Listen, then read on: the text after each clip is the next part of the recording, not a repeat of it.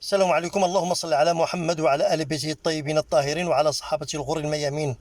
اللهم أخرجنا من ظلمات الجهل والوهم إلى أنوار المعرفة والعلم، ومن وحول الشهوات إلى جنات القربات، إنك سميع مجيب الدعوات. يقول الله سبحانه وتعالى: وإن تعدوا نعمة الله لا تحصوها. النعم اللي عطانا الله كثيرة وكثيرة، وإلا بغينا نعدوها ما كاينش آلة اللي غتجمعهم، كثيرة النعم اللي عطانا الله سبحانه وتعالى. من النعم اللي غنذكر اليوم الرجلين، ومن بعد ان شاء الله ننتقل الى اليدين في الفيديو الاخر ان شاء الله. الرجلين، النعم اللي عطانا ديال الرجلين، ملي ما بقيتش نحبو وليت نوقف على الرجلين، وليت نمشي على رجليا، لا انا ولا انت ولا انتي، ولات الرجلين كبروا معنا، كبرنا بهم، داونا الاماكن ديال الخير وداونا اماكن ديال الشر، حسب كل واحد شنو تبع.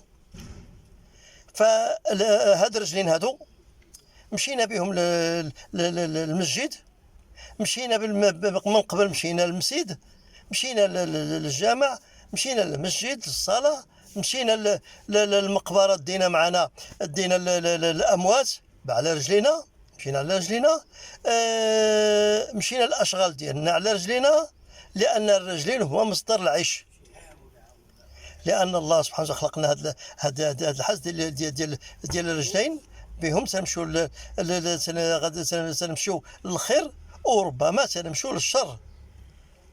فكل واحد في بغى يخدمهم.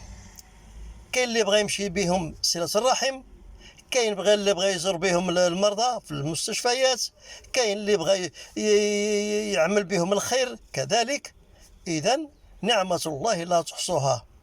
فهاد الرجلين هادو اللي سخرهم الله سبحانه وتعالى، كاين دابا اللي تيمشي على رجليه واقف تيجري مزيان، وخصوصا الشباب الله يجعل فيهم البركة والله يطول لهم في عمرهم. والناس اللي هما كبروا شويه بقاو الركاب ديالهم تيضروا مابقاوش يقدوا يجريو، بحالي انا مثلا.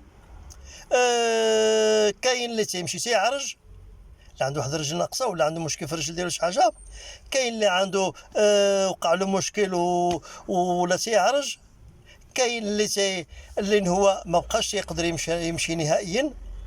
ولهذا النعمه اللي عطانا الله سبحانه وتعالى في الرجلين خصنا نحمد الله عليها ونشكره، لان النعم اللي عطانا الله سبحانه وتعالى لا تحصى ولا تعد. بالخصوص نتكلموا على الرجلين. اذا الرجلين بها تنمشيو للخير وبها تنمشيو للشر، كل واحد وفين وفقوا الله سبحانه وتعالى، ونسال الله التوفيق. فنبغي نقول لكم هذه النعمه ديال اللي عطانا الله سبحانه وتعالى نسخروها فيما يرضي الله، نمشيو في البلاصه اللي بغى الله سبحانه وتعالى. ولكن هاد الرجلين هما سبب العيش، هما مصدر العيش، مصدر الخير، مصدر الرزق. اذا بهاد الرجلين اللي عطاهم لنا الله سبحانه وتعالى، هادشي اللي بغيت نبلغ لكم على الرجلين. اذا اللهم ارنا الحق حقا وارزقنا اتباعه، وارنا الباطل باطلا وارزقنا اجتنابه. واللي عطى الله هذه النعمه هذه يحمد الله ويشكره.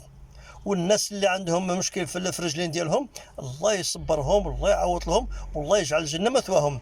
السلام عليكم ورحمه الله وبركاته.